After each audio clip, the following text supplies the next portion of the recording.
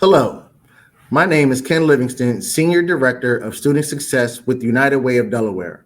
I would like to welcome you to this year's GLR Week celebration titled Focus on the Gaps. Focus on the Gaps reflects our continuing and growing concern about the large number of children stranded on the wrong side of the learning, achievement, internet access, and other opportunity gaps exposed and exacerbated by the COVID pandemic. Our United Way of Delaware GLR Week webinar session in partnership with Raising Expectations LLC and expert panelists will probe the gaps and seek out the strategies and solutions that are powerful enough and targeted enough to close identified gaps. We hope that you will be engaged and share in our commitment to become increasingly intentional and explicit about naming, mapping, shrinking, and closing those gaps. Please use the social media links and hashtags on the screen to follow us, tag us, and like us, and to find out additional information about other GLR Week webinars and also about our United Way of Delaware initiatives and how they can help support you and your families. A little bit of housekeeping tips. Please introduce yourself using the chat box if you have any questions that you would like to have answered. Also, please put those in the chat box as well. And then all of the resources shared today can be shared with you by following up with you from an email. And now I have the opportunity to introduce our esteemed panelists, including myself. So previously mentioned, my name is Ken Livingston, Senior Director of Student Success at United Way of Delaware, where I am dedicated to leading and growing our Get Delaware Reading and Campaign for Grade Level Reading initiative, which includes working with the Delaware Department of Education, school districts, and key community partners to increase the number of students reading on grade level by the completion of third grade. Our esteemed group of panelists include Christie Edwards from Rush University Medical Center. She serves as the program director for the community-based research network at Rush with the Chronic Condition Equity Network Center, which focuses its efforts on reducing health disparities in communities of Black and Brown people. Ms. Edwards is an herbalist, a certified angelic Reiki master teacher, a sound healer, and also co-creator and host of Two Queens and Crystal Things podcast. And she's also the owner of Sage House. Also joining us today, we have Dr. Grenita Hall. She's a faculty member in the College of Applied Health Sciences at the University of Illinois at Chicago. She is a clinical associate professor in the physical therapy department, the director of Healthy Living Clinic, and she leads the Sustain Initiative. Her scholarship and work seeks to help communities get outdoors and move and work on making those practices real to healthcare workers for intergenerational households and communities. Dr. Hall is also a wellness coach and lifetime advocate of healthy living. Michael Neal. Michael Neal is the founder of the Timothy Community Center, NFP, and its program, Leading the Literacy, and he also does a wonderful thing every week. Michael spends a day of reading books aloud to students from his community. He also leads a community space, which is an initiative where community members participate in Zumba, indoor and outdoor cycling, and receives resources on wellness and initiatives. And last but not least, my brother, Dr. Duane Davis, who is a consultant who works for humanity to enable them to conduct the 4 C's with integrity, equity, and social justice. The 4 C's include coordination, communication, convening, and community. His company, Raising Expectations LLC, works with schools, nonprofits, community-based organizations, foundations, and universities on a wide variety of projects. However, his most important work is improving access to literacy for families with his community partners listed above, who I've already introduced. So once again, the topic for today will be focusing on health, wellness, and literacy. Duane, could you please give us a little bit more insight on what the webinar will specifically focus on today? Thank you, Ken. Thank you for that great introduction, and thank you for being my brother and being in partnership with all of us and with the great state of Delaware, with the United Way family, but also with the Campaign for Grade Level Reading. And I think the kind of the most important thing is to think about literacy is everything. And I think we'll see some great examples of that as some work happening in the city of Chicago with our other panelists. But I think it's about pulling that thread. And I know the United Way does this work globally, right? That even United Way Delaware, having the 311 space, right? Dealing with housing insecurity, dealing with food insecurity, dealing with food deserts, right? That you're trying to have wraparound services and 360-degree services for families.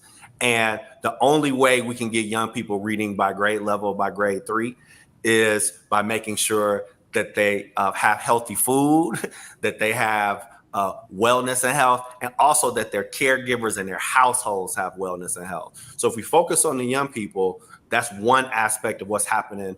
The other 15 hours of their day, when they're walking home, when they're at the community center, when they're at their grandma's house, when they're at their auntie's house, when they end up at home, right? So how are their moms, right? And we know that maternal health is a predictor and outcome for what happens with our young people. Maternal literacy is an outcome for what happens with our young people and their educational outcomes. So the way that we want to contextualize literacy and think about civic literacy, think about financial literacy, and for today, we're focused on health, wellness, and literacy. So that's the larger context for this. If we think about community health and community literacy at a little bit of a wider lens, and then see some great examples of how scholars, hospitals, community organizations do that work to share those best practices, but also to be in community with all of you, to get your feedback and to connect up with other people thinking about this work in the same way.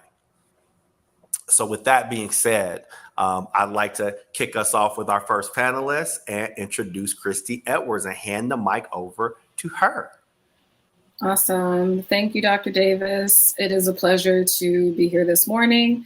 And I will quickly, you all can read, so I will quickly just go through my background and what I do at Rush University Medical Center. Again, my name is Christie Edwards. My background, so I have my MPH with a concentration in community health. So community health is a huge passion of mine. I grew up in the suburbs. We were the only family of color in our neighborhood for some time. So I feel like I've missed out on a lot of that community. So now my work is really focused on Black and Brown communities in the city of Chicago. So I represent SEEN, which is called the Chicago Chronic Condition Equity Network. This is a partnership between the University of Chicago and Rush.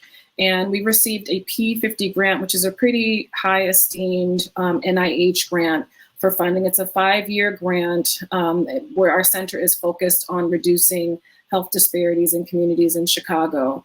One of the major focuses of our center is ensuring that we have a bi-directional relationship between researchers and our community members. In order for us to reduce health disparities, of course, research needs to be conducted. And what our center is wanting to do, the novel approach that we're really seeking to shift, is to incorporate our community members, to incorporate the voice of the community in all of the work that we do, not just at the end, but from the beginning all the way through the end of the project. So we call the Chicago Chronic Condition Equity Network C3EN, but just to make it easy on everyone's mouth and tongue, we call it SEEN. We want to make sure that communities know that they're seen, we see them. So again, I'm the program manager for our community-based research network. And what is that? So our community-based research network, what we're wanting to develop and create is we want to be the go-to hub for all things related to community research. And so I make sure that I am the liaison between our community members and researchers. We call the Community-Based Research Network the CBRN, but we envision the CBRN as serving as the bridge between researchers and community for the purpose of community participatory research. We know in historical times, when researchers have an idea or a desire to research, they go into these communities without even asking what the community's needs or priorities are. And this is where we come into play. We want to make sure that when researchers are wanting to go into communities of color, that they are identifying communities that are making sure that they have those stakeholders that can sit at the table and serve as voices to be able to share what those priorities are of their communities. And so one of the things that I do outside of the CBRN is I also make sure I help to organize our town halls. I'll go a little bit more into our town halls in a couple of slides.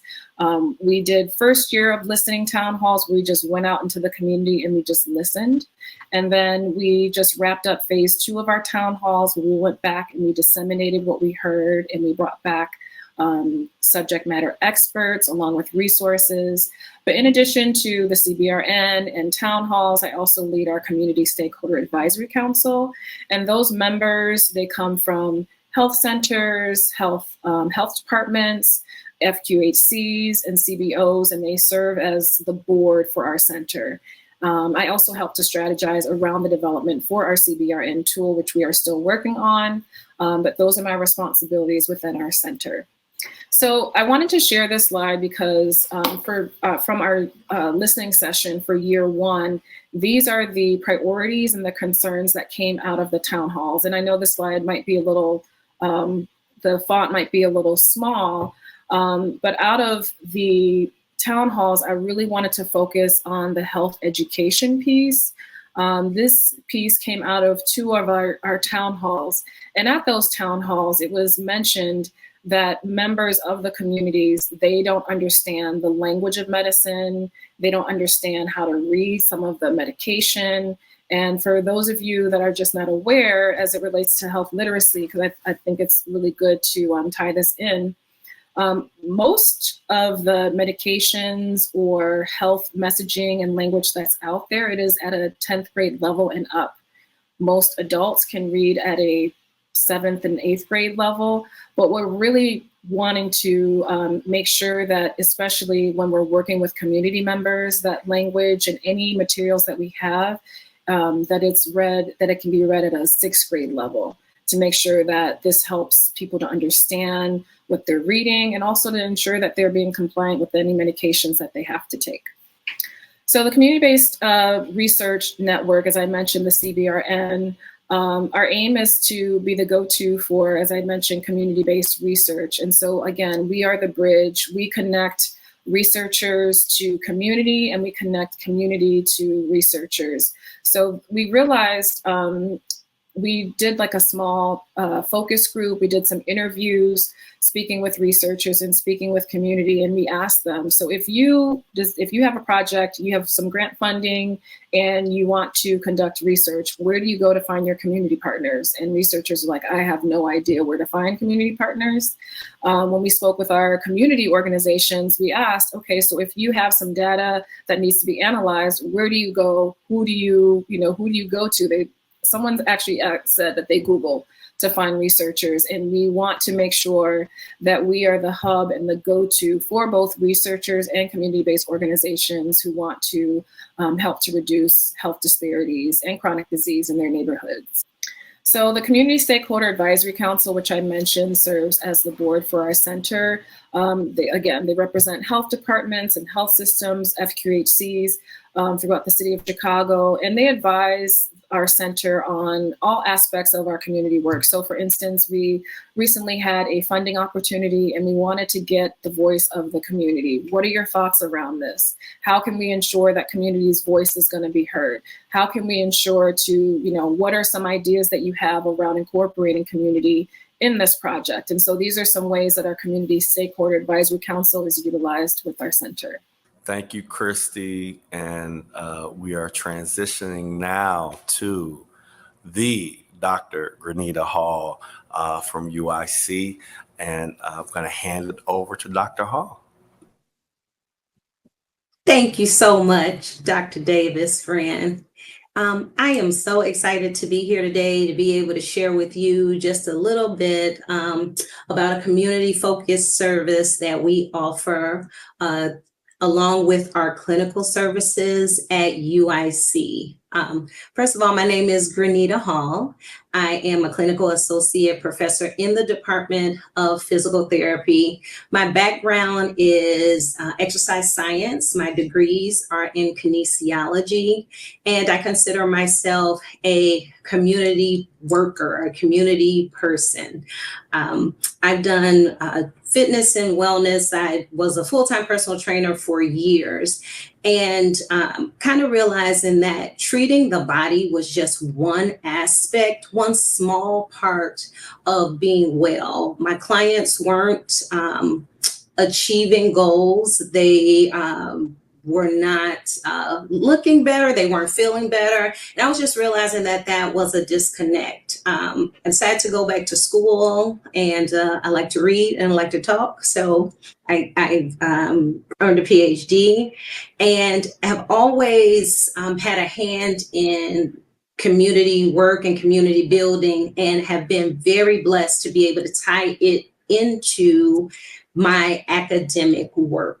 So the Healthy Living Clinic helps adult participants to develop or increase or create healthy living strategies. We use evidence-based counseling, and we use a one-on-one method as support.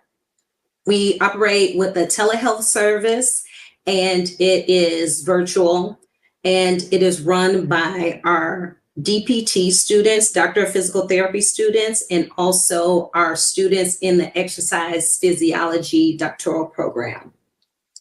We officially launched in October 2020, but talks about having this clinic started when I became a faculty member in 2019. We were originally called the Physical Activity Clinic.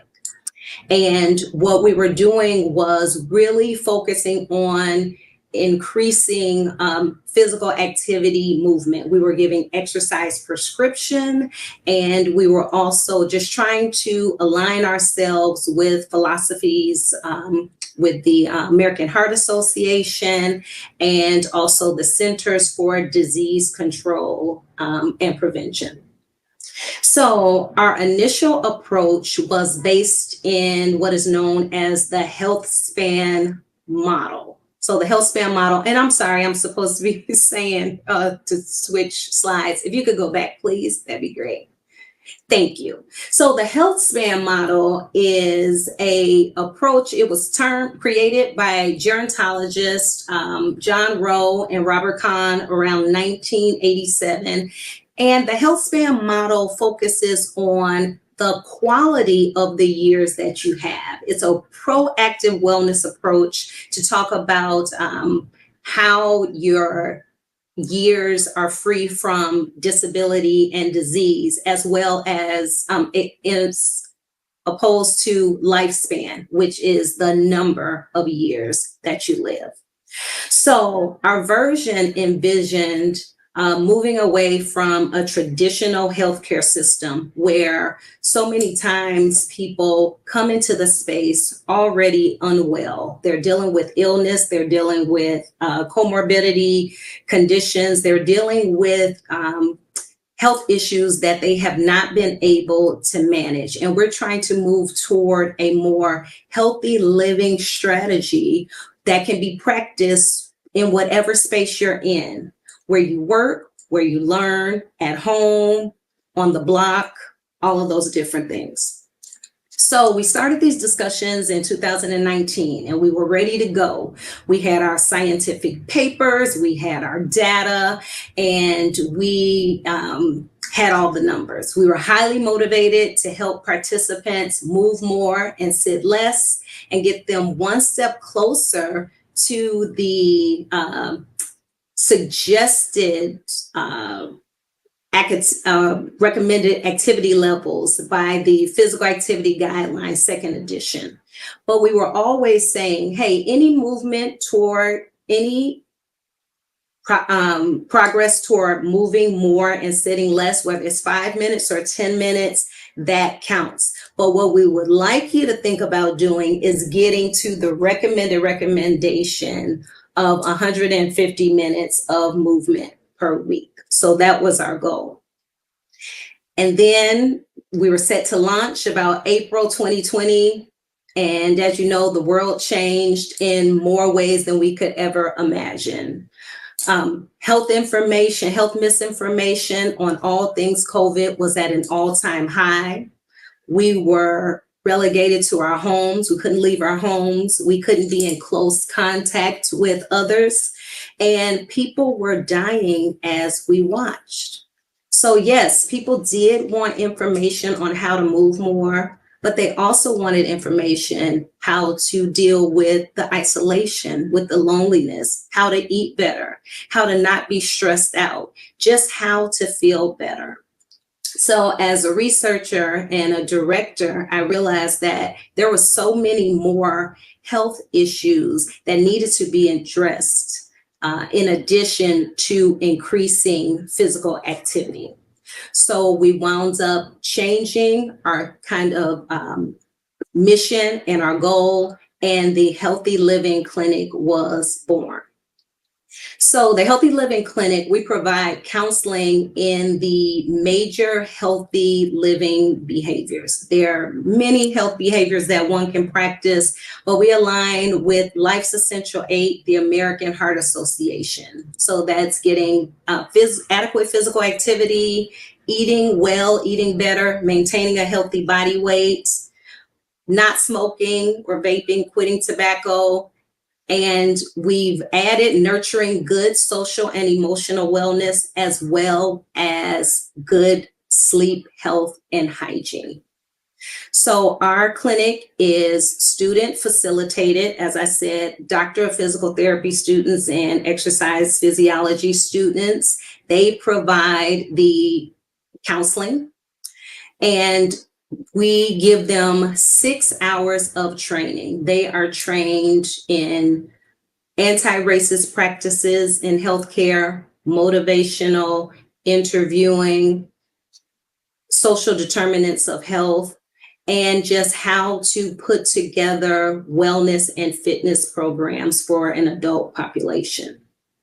Those students who are not interested in delivering health behavior counseling, but are wanting to contribute and create, they make exercise videos, they give wellness check calls for our participants, and they also create social media positive messaging for our participants. Okay, so how do we do this? We don't want their own. We want someone to say, hey, I have a former client, I have a participant, they have this need, they have this desire, they are interested in becoming a part of the Healthy Living Clinic. So we hope that because they are gently given information and access to this service, that they will feel like, okay, somebody is really trying to help me understand my needs and listen to me. We work to meet people where they are. Very often we have to explain the differences between physical therapy and what the Healthy Living Clinic does, as well as personal training.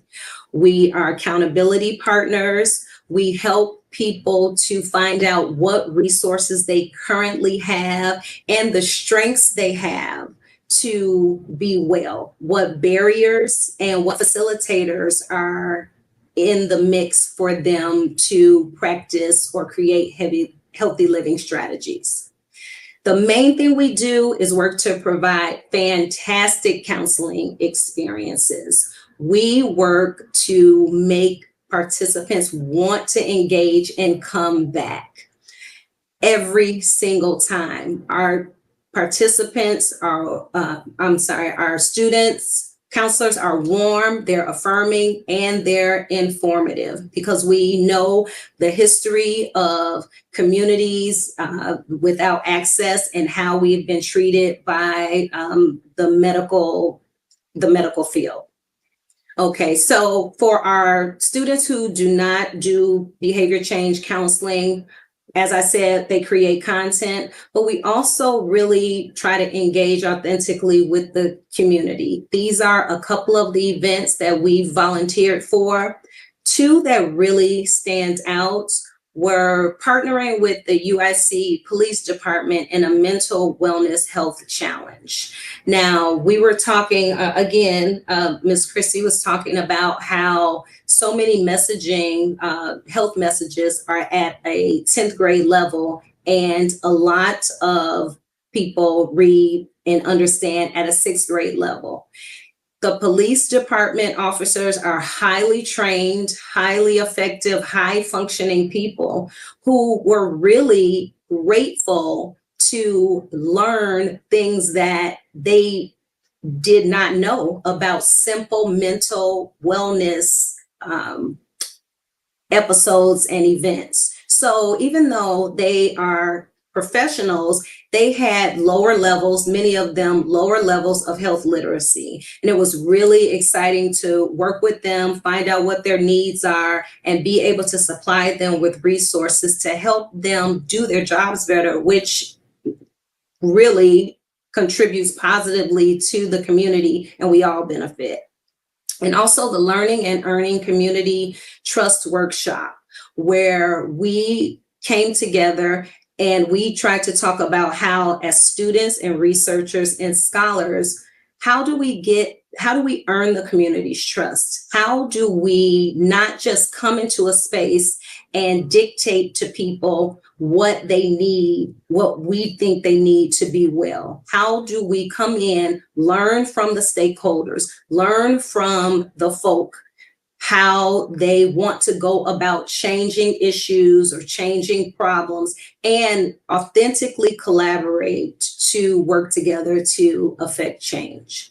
So our Healthy Living Clinic, we do lots of different things. We're opening to partnering with different institutions, and hopefully, if anyone is interested, I'd be happy to give you more information. And that's it. That's my talk. Thank you.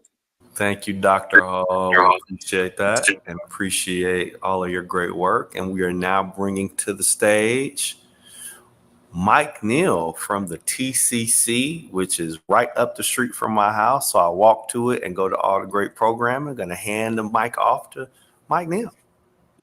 Hello, everyone. First of all, I'd like to thank Ken and Fallon for their great work in this program that they're hosting. I have a special fondness for Delaware. I was able to visit in the midst of COVID, where I wanted to go somewhere safe, but yet go somewhere different. So appreciate the fact that I get a chance to make this connection. Dr. Davis, thank you so much for allowing us to come together as well. I jokingly say it, but I'm pretty certain that it's real. Dr. Davis knows every principal in the city of Chicago and knows half the authors across the entire country. So it is indeed a pleasure to work with him in the literacy space. As it was mentioned earlier, I do go into schools and read to little children from pre-K to 3rd grade. It is an absolute joy to the point where children that I read to in kindergarten are now starting to take college visits. And so it's my life's passion and work. And I'm so awesome, honored to be able to do so. And to our sisters, Ms. Edwards and Dr. Hall, what I could truly say about these individuals, we all collaborate with one another. And I'm truly honored to be in the same space as both of them as well. What I found is COVID did not inform us, but it confirmed what we already knew. And that was we were lagging not only with literacy, but we were lagging in our physical health. And so next, what we started to do at the Timothy Community Corporation, which was birthed out of the Glorious Light Church, was to continue our health and wellness programs. We had a vision for working with the community around health, because initially one of the VPs at our local hospital said that the South Side is sick. And so I consider myself a community servant. I wear a lot of hats, but also have a passion for seeing our community do well.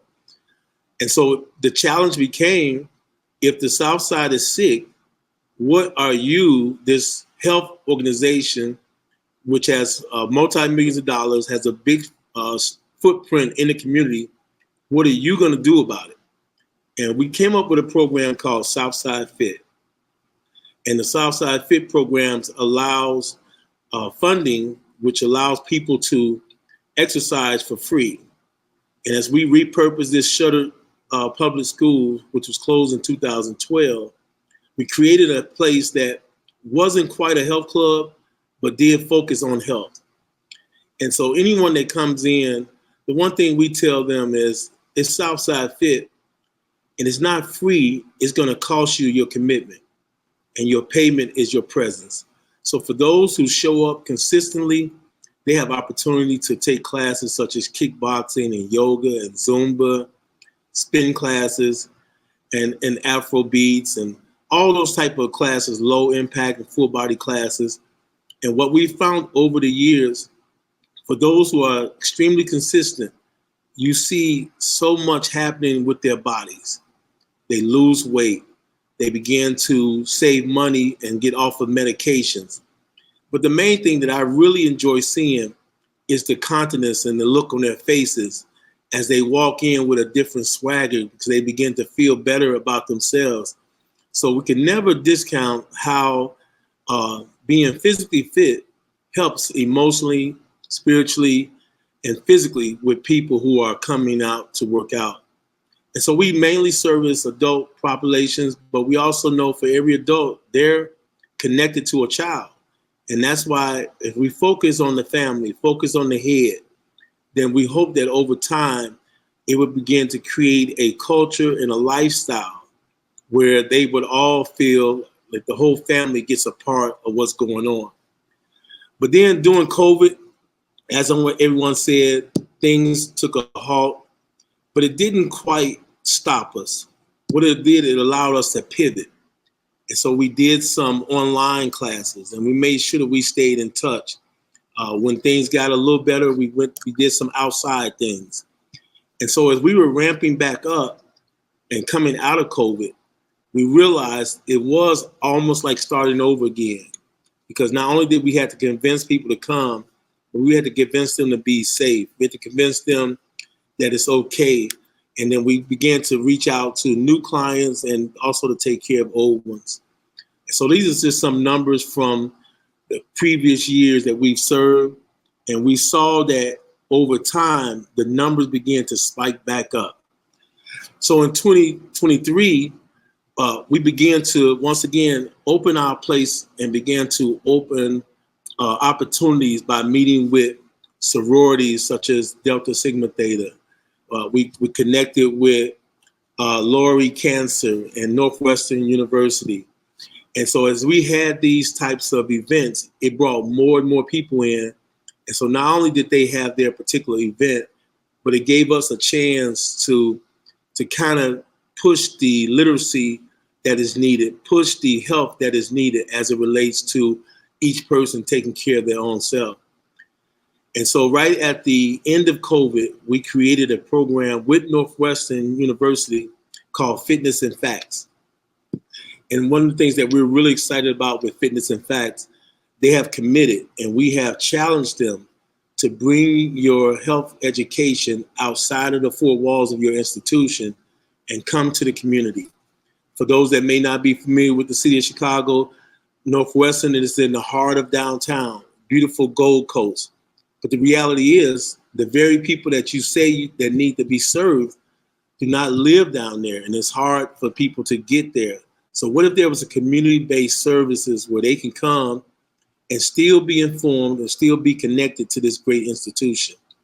So Fitness and Facts brought people of color, professionals, doctors, and anesthesiologists and all those in the healthcare profession who would take a topic and sit before people or stand and lecture and answer every question that an individual has. But then after educating and after teaching and after the Q&A, everybody works out together. Yes, even the doctor. And so it's been a great opportunity to have those facts, because we understand that during COVID period, a lot of people were getting bad information, misinformation. And so we wanted to let them hear from the people themselves who are serving the community. And especially help that a lot of the professionals were people of color who live in the neighborhood and would sit there and talk to all the participants and allow those to have questions, have those questions be answered. But then also we know that a part of what we have to do is make sure people are moving. So yes, everybody can't run a marathon. Some people may not be able to cycle, but there's something that everyone can do, whether it be walking or jumping rope, but just making sure you stay active. And so that Fitness and Facts initiative has been such a blessing to our community, but it also allows us to understand the people that are in our space. And what we found was, as we're getting to know folks who come, we're seeing from different hospital systems, we're seeing from other program providers that there are regular people who live among us and work with us, are related to us, but we all have some things in common. And some of those things are somebody in their family is dealing with cancer. Somebody in their family is a caregiver. Somebody in their family has dementia. And as we saw that, it allowed us to be able to pick topics that are community driven. And so we would find that as experts, and then they would come out and talk about that particular subject, and people would leave there well informed, and allows them to go make informed decisions, not only about their health care, but about how they're caring for their loved one. I also be remiss if I did not mention the literacy portion, because we're trying to create a community that is extremely literate. So one of the initiatives that we do, besides reading to children, we made sure that with Jack and Jill of USA, we had a grant where we created 7 little free libraries, and we planted them out throughout the community where people can go in and grab books for free, drop off books. And we want to make sure that the access to books is not a foreign thing. So that anytime a child wants to read, or an adult, they have access, even if they can't afford a new book. There's some great literacy or literature within those libraries. Another thing we do as well, especially during the summer months, we do books instead of bullets. Because one of the questions I ask when it comes to street violence, and you hear some of these horrific stories in these newscasts, I always ask the question when it relates to children or teenagers, where did they get the gun? So imagine if we were to supply them with books and get them excited about reading as much as there are people who are excited about handing them a gun. Those are the type of things that we attempt to do our part, so that perhaps they'll be able to grow into healthy young adults. We also give away cycling helmets to make sure that people are safe, whether it be children or adults. We just love the work that we do. And so these are just a short sampling of the things that we've done, whether it be back to school, the bike giveaways, and then the normal aging versus dementia, which is a very popular subject on that particular day. Because as I said, if we found that there were people who were caregivers, but yet were trying to squeeze out time of their day just to come and work out, whether it be work out some frustration or just to make sure that they're able to maintain their own lifestyle, because being a caregiver can be hard. It ages. Oftentimes studies have shown that the caregiver ends up getting sicker than the person that they're caring for. And then the Fitness and Facts, by bringing out resident experts it allows people of color to see professional doctors and professionals who are in the medical field who can talk to them about research, and it makes people more than likely to begin to trust those medical professionals, and now they can understand how they can make a informed decision for themselves. And so within that, we're excited about what we get a chance to do. We know that doing this, it has to have a passion behind it. So I don't consider myself a subject expert, but the one thing that I am is a community servant. And I have a passion for making sure our community gets good care, whether it be through literacy or physical health.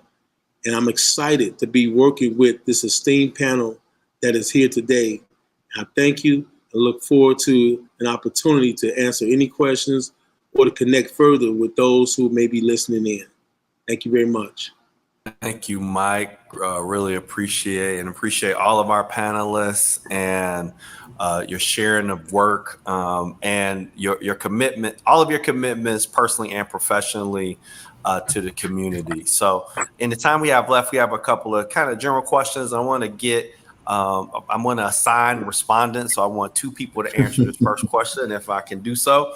And so in the context of your work, how does community literacy connect to community health? And Christie mentioned the reading level, and Mike talked about the work that he does. So if I get Christie and Grenita, Dr. Hall, to kind of talk about how community literacy connects to community health in your work, and I'll give it to Christie first. Yeah, thank you for that.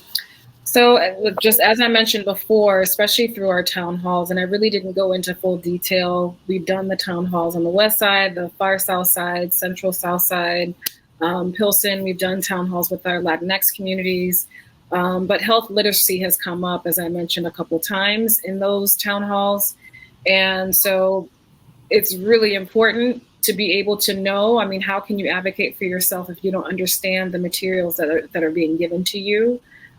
So literacy is huge, and our center, when we're working with community, we make sure that anything that we're handing out, any resources that we're providing to the attendees of the town hall, they're written in a way that is understandable for anyone that's reading at a 6th grade level. So it's hugely important to ensure that the language is able to be read by all parties. I mean, Miss Christie, that's it. That is so important. I had a student who told me she had to quit her part-time job, which she really could not afford to do, because she needed to go to doctor's appointments with her father because she needed to advocate for him. English was not his first language, and she said he was very independent so most of his life, and now he's dealing with a chronic health condition that hasn't been addressed, and he goes in and he can't communicate, and interpreters are few, or they're overwhelmed, or they're overworked, and she has to come in and advocate for him. And she said she actually told somebody he's not stupid, he just does not speak the language. So needing to have a basic understanding. And also on the provider side, I get a very unique opportunity to work with our students who are trained first and foremost to be clinicians. Like, that is what PT school is, professional school, just like medical school. That is the priority. But being compassionate and empathetic, and also realizing there are so many different ways to communicate. How you come into the room and present yourself and earn the respect and trust of your patient, that's a way of communication. So it's not just on the communities and the literacy level on the communities, it's also on us. Us people with the alphabet soup behind our name, which to Mama Jones and Brother Clarence, they don't care. Right. How are we going to connect? How are we going to share this information so I can take my medication right? Or, interpret my blood pressure reading since they changed the guidelines.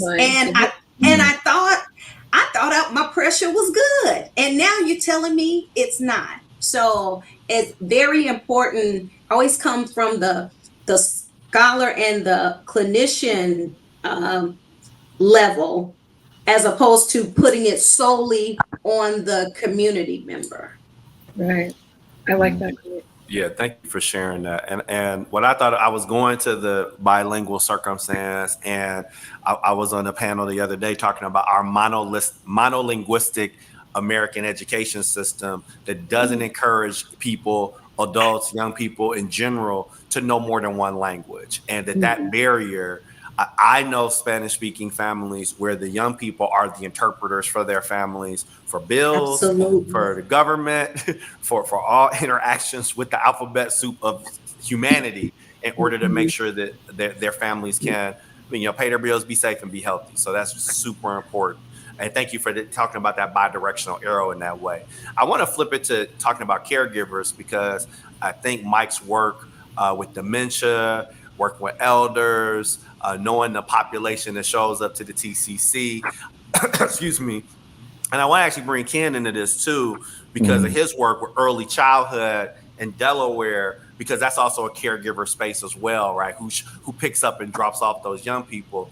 Mike, we'll start with you. Could you talk about the role of caregivers across generations in health and literacy and what that looks like?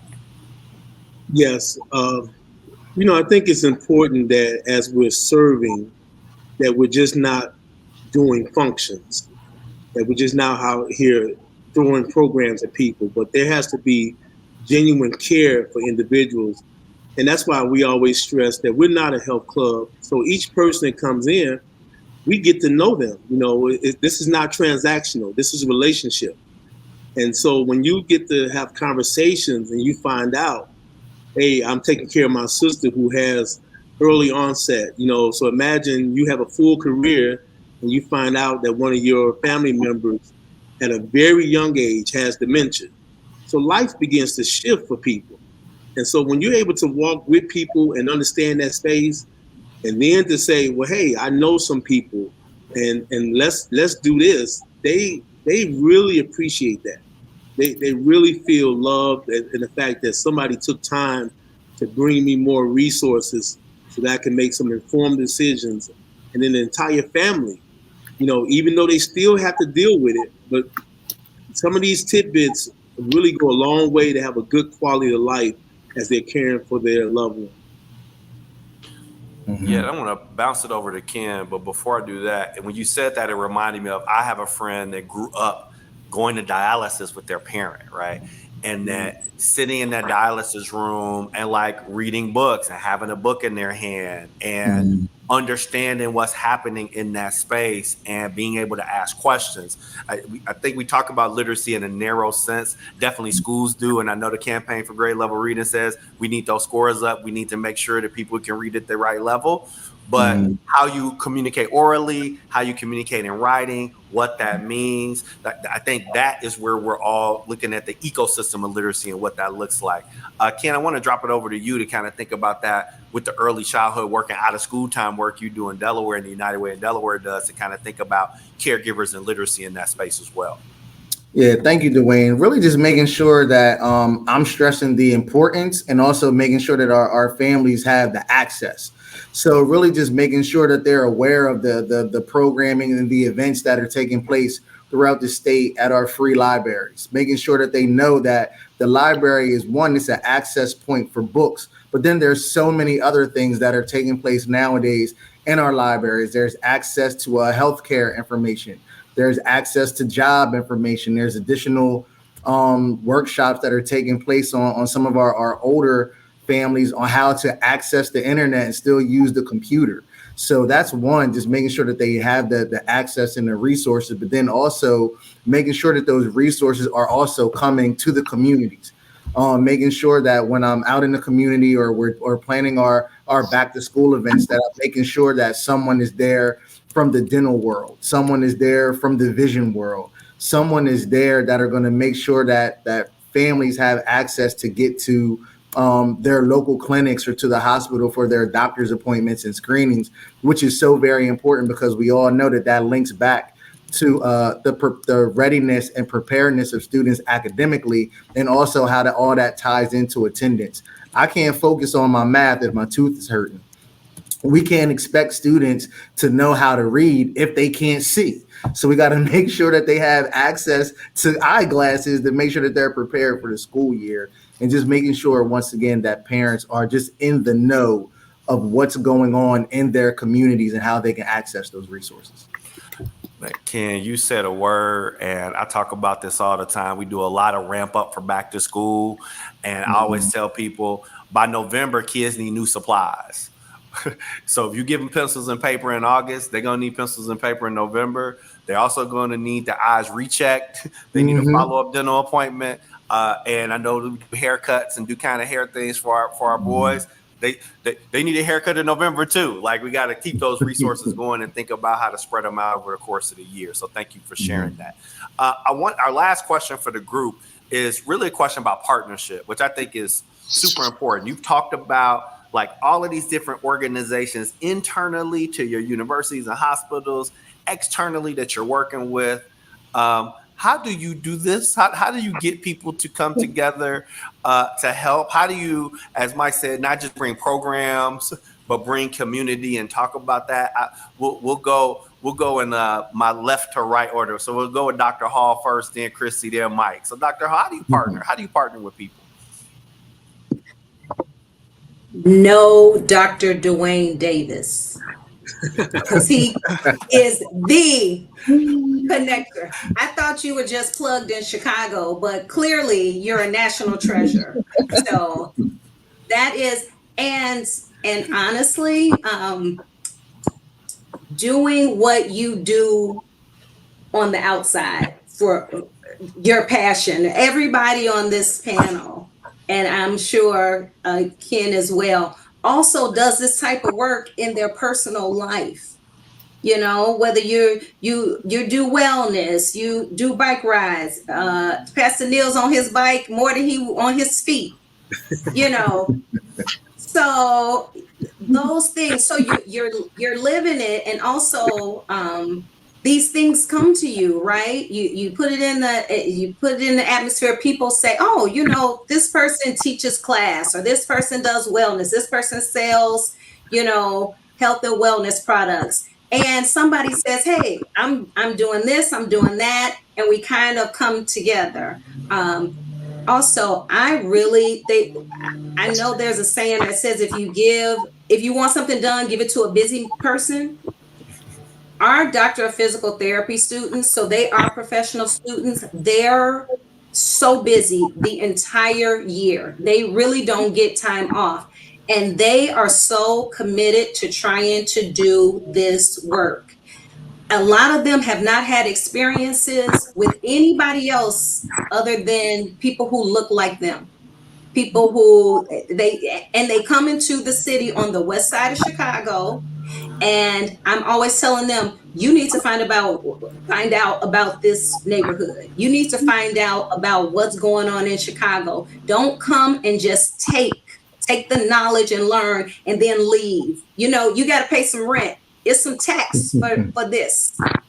And they are so open, and they ask questions. And because I am older and not in my feelings all the time, even when they ask questions that are like, oh my gosh, that was the most like non-politically correct thing you could have said. We share and we exchange, and they learn this work, they do this work, and they come to love the community, and the community will get you together. The community will tell you, no, don't call me by my first name. I'm Mrs. Jones.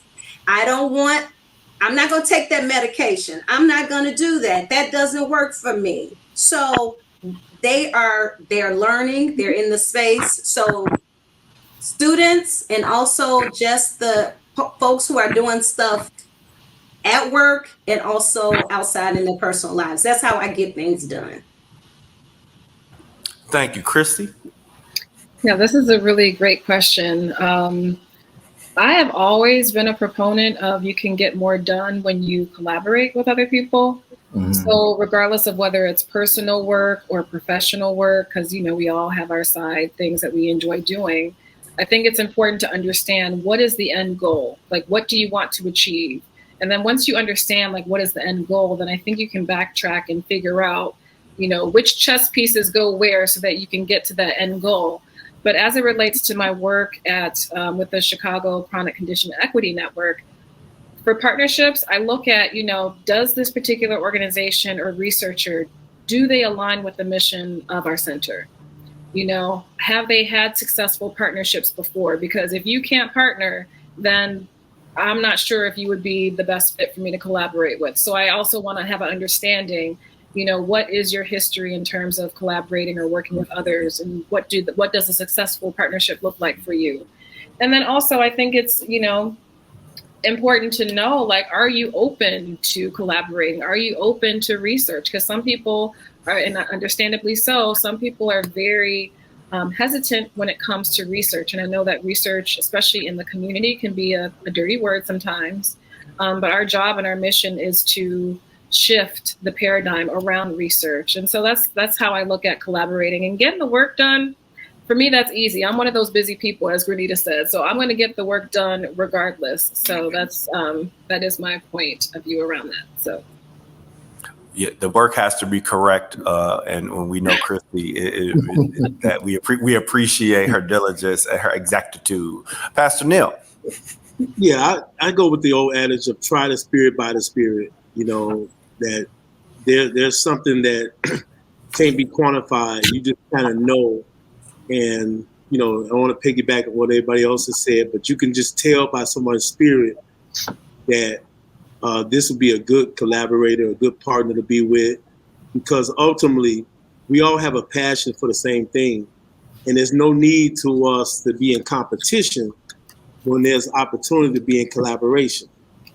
So just real quick, how we met Dr. Duane, people were talking about him, raving about this guy, and say, hey, you should meet him. You should meet him. Comes to turn out, he's like steps from my house. We know some of the same people, you know, I see him walking down the street all the time. And one time someone called me at a school and they said, Mike, they're about to throw these books away. And when I got over there, I saw the books and they were inside a nice folder and it had a name on it. And I said, no, those are Duane books. I can't believe y'all throwing them away. So I'm going in, I'm rescuing the books. And I'm able to call Duane and say, look, man, they about to throw your books away. I'm going to grab them for you. And we'll come up with a plan later how to make sure it gets in the hands of people. So for me, it was never an opportunity or a thought of me taking those books.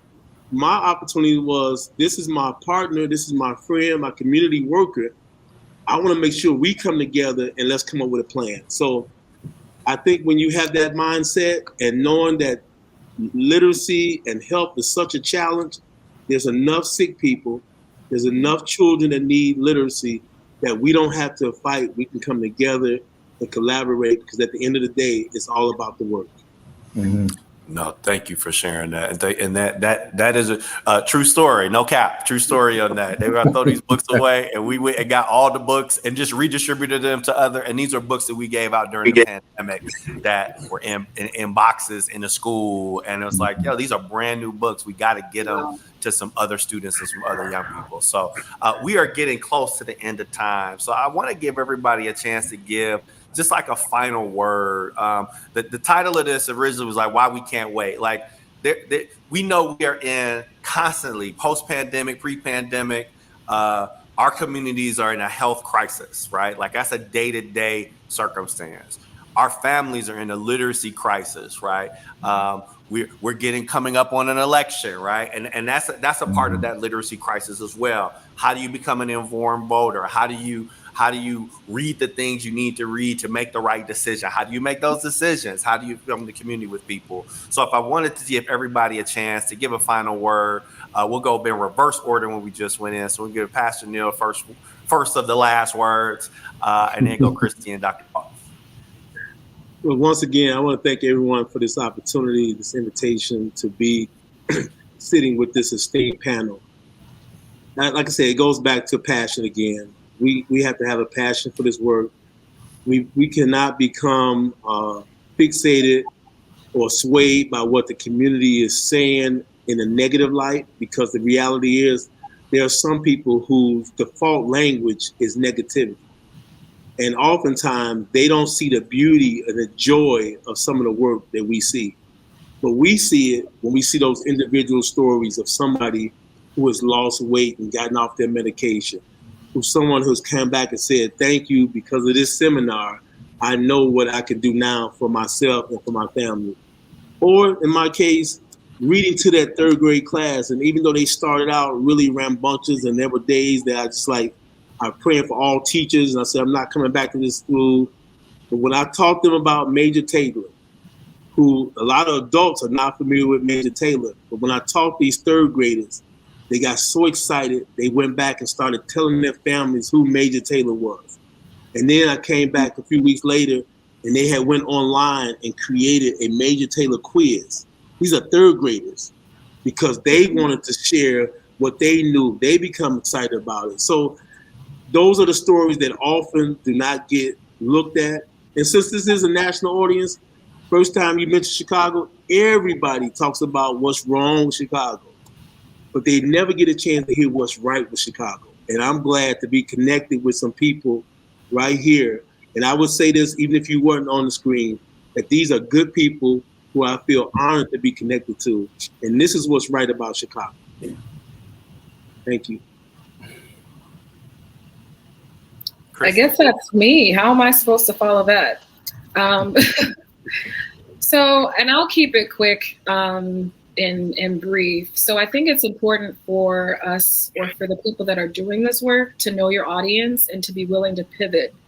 So for instance, and I did not share this around our town halls, we understood that literacy is one of those areas that, you know, it's not a lot of people can read. So something that we incorporated as a tool to help people understand the information that was being shared in our town halls was we brought in an artist to basically draw out all of the highlights, all of the bulleted points, all of the key discussions that were being held in our town halls. And they created artworks in these boards so that people can look at them and understand the content and the context that was being shared. And I think that's important to just be willing to do and offer.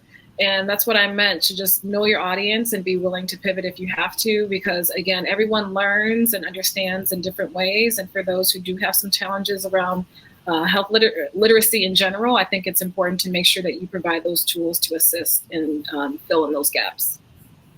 Yeah, and I want to highlight that before we transition. That was one of the great things about those town halls. I think I got to 2 or 3 of them, and like getting that visual representation, having that cue in the room, having somebody taking notes in that way, just dynamic and change the dynamic. Dr. Hall.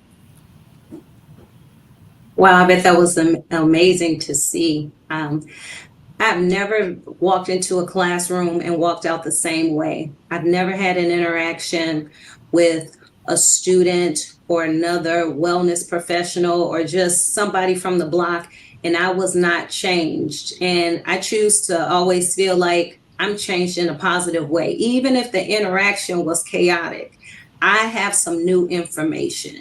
So we are the experts in our own lives. You know, I don't want my stomach to ache anymore. I don't want my foot to hurt. I want, even if you can't articulate it in these terms that experts give us, you know what you want and what you need. So you have something to contribute. And I think society and policies and systems put these, force us or tell us we should operate from a deficit model where communities have so much to give. History. We've been making stuff happen since antiquity. We have, think about how we're going back to the age-old remedies and herbs. And, you know, Miss Christie will get you right with all the beautiful offerings she has from her company. Just, we have to remember that we have value and we have knowledge, and we have to remember that we have a spot at the table. I tell students, I don't care how you identify, what racial, ethnic, whatever, you have something to contribute. So if we do that and we all bring our little bit of this and this and this to the table, we see the resources and then we can make sense of them. I used to tell my son all the time, where they used to say he in middle school he wasn't black enough. He played chess, he played soccer, he didn't play basketball. I said, you don't let a person tell you who you are. You don't let them tell you you're not this or you're not that, right? So bring your knowledge, your skill, what you're excited about, and what you know inherently and viscerally that you know about your body, and share that with somebody, and we both can learn something, or we all can learn something. And I think if we remember that everybody has something to contribute, we won't feel like we're giving away our power. Mm-hmm. Thank you. And I just want to go back to what Mike did, which is to thank the United Way of Delaware, thank Ken and Fallon for their support through this process and inviting us to this space. Go back to those hashtags, hashtag UWDE, hashtag CGLR, Campaign for Grade Level Reading. You can find all of us on LinkedIn and some of our people on socials. Definitely Grenita Hall, PhD, Sage House Apothecary, Two Queens, Crystals and Things, Mike, Neal, and TCC, and definitely look for us and look for more information and connect us if you want to know more information about the work we're doing, more information about the partnership work. And if you're connected to United Way of Delaware, just get up with the de facto mayor, the governor of Delaware, Ken Livingston. He knows how to get in touch with all of us as well. Yes. So thank you all for joining us today for this conversation on why we can't wait. Thank you. And thank you, Duane, and for getting us all together. So once again, on behalf of United Way of Delaware and also the state of Delaware, I would like to thank you, Christie Edwards, Dr. Grenita Hall, Michael Neal, and yourself, Duane Davis, and also once again, our technical support, Director of Marketing, Fallon McLean, for helping us with the transition of the slides and the deck today. So thank you all for your time, for your knowledge, for your expertise, for your passion, and for your love of just helping our communities. So once again, thank you. From Delaware to Chicago, from Chicago to Delaware, we making it happen. So thank you again. Take care, everyone. Bye. Bye, everyone.